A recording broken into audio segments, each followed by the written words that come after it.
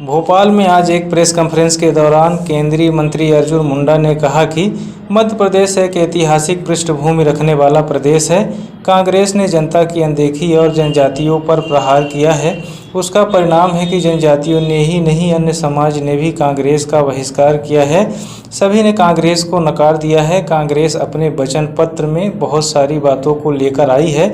यह सब एक छलावा है। आबादी के अनुसार योजनाएं बनी ही नहीं, उसमें बातें थी स्वास्थ्य, शिक्षा, आवागमन तथा सिंचाई जैसे जनहित के कार्य थे।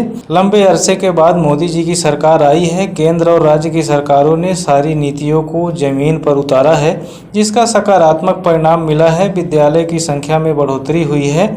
1083 विद्यालय मिले हैं। बीजेपी के नेतृत्व में जो कार्य किया गया, इसकी तुलना में कांग्रेस ने जो वचन पत्र जारी किया है, इससे दिख रहा है कि कांग्रेस घबराई हुई है, अपना स्थान बनाने का पुनः प्रयास कर रही है। कांग्रेस ने वचन पत्र जनजाति कानून लाने की बात की थी। जनजातीय समुदाय के लिए अलग से कानून बनाए। बीजेपी सरकार ने 8 आवासीय विद्यालय, 95 विद्यालय, सीएम राइस स्कूल बनाए हैं। कांग्रेस ने अपने शासनकाल में परिवार के माध्यम से कार्य किया है। बीजेपी ने भगवान बिरसा मुंडा के जन्मदिन को गौरव दिवस के रूप में भी मनाए जाने का कार्य किया है। 15 नवंबर को माननीय प्रधानमंत्री जी ने देश के समस्त आदिवासी वर्गों के साथ साथ देशवासियों के लिए गौरव दिवस के रूप में मनाने का आह्वान किया और वह 15 नवंबर भगवान बिरसा मुंडा का जन्मदिन है। उसी क्षेत्र का प्रतिनिधित्व करने का जनता ने अवसर दिया और इस समय देश के समस्त आदिवासी भाइयों के लिए विशेष तौर से ध्यान रखते हुए कैसे हम पूरे भारत के विविध क्षेत्रों में रहने वाले आदिवासियों के विकास को सुनिश्चित करते हुए देश संपूर्ण रूप से आगे बढ़े, यह सुनिश्चित करें।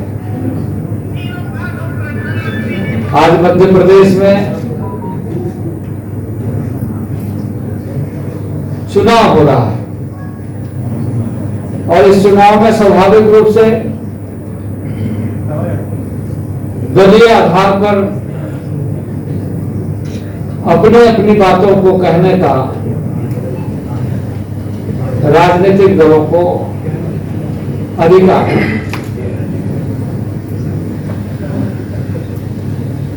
पर मैं इस अवसर पर यह निश्चित रूप से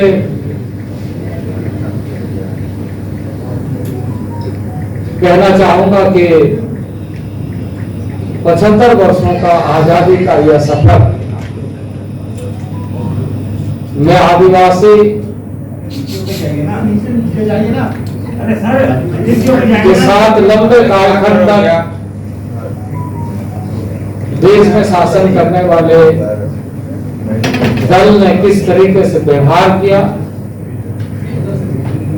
किस तरीके से उपेक्षित रखा और किस तरीके से यह कोशिश किया कि वह सिर्फ देश में सत्ता के लिए राजनीति और देश में सत्ता में कैसे बनी रहे इसके लिए हथकंडा अपनाना और इससे अधिक देशवासियों के लिए, न देश के लिए और न जनजाति समाज के लिए।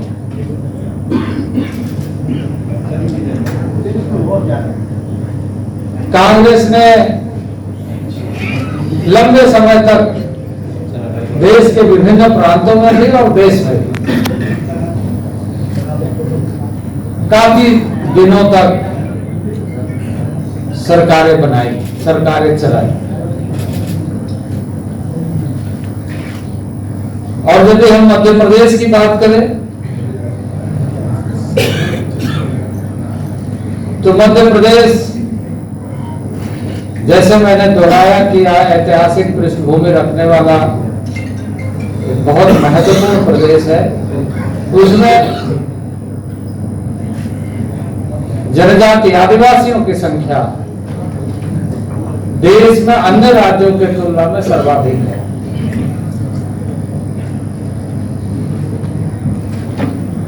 लेकिन इस राज्य में कांग्रेस जब भी सरकार में रही, जनजाति हितों की अनदेखी की और उस मूल भावना को जो नैसर्गिक जीवन जनजाति समाज का है उस पर प्रहार किया।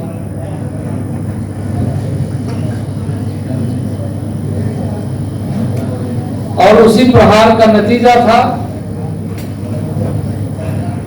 कि जनजाति समाज ही नहीं बल्कि जनता ने भी समय समय पर इन्हें नकारने का काम किया। और आज आप देश में देख रहे कि पिछले लंबे अरसे तक शासन करने के बाद कांग्रेस को देश की जनता ने भी किस तरीके से नकार दिया है। यदि हम